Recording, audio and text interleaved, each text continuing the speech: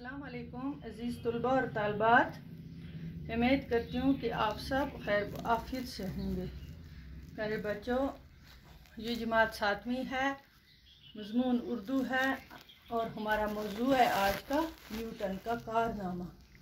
तो इसका अगला पार्ट हम पढ़ेंगे आगे 7वां।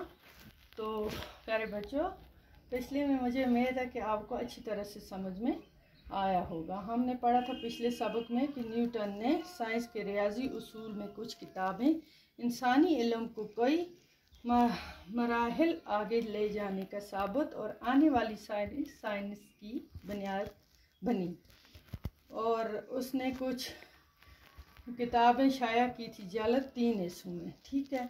मगर न्यूटन के ज़माने में इससे कोई ख़ास हलचल न पैदा हो सकी, क्योंकि ये अक्सर आलमों की समझ से भी बालातर थी। उनकी समझ से क्या थी? बालातर थी, बाहर थी। उनकी समझ से बालातर, समझ से बाहर, ऊपर उनकी समझ में नहीं आता था।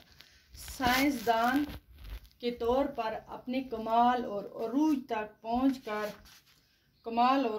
तक पहुंचकर न्यूटन का दिल साइंस से भर गया। न्यूटन का दिल साइंस से, अरूज होता है कमाल, इंतहा तक पहुंचकर, आखिर तक उसका दिल भर गया और उसे साइंसी दरबारी पोजीशन की ख्वाहिश हुई।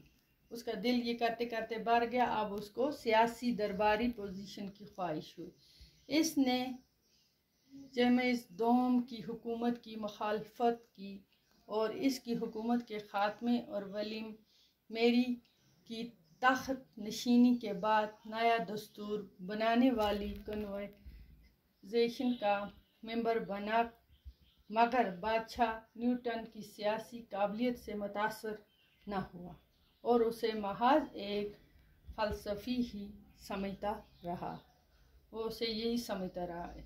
न्यूटन 61 साल की उम्र में साइंस अकादमी का सदर बन चुका था। कितनी साल की उम्र में? 61 साल की। 2 साल के बाद वो सर के खिताब से भी नवाजा गया।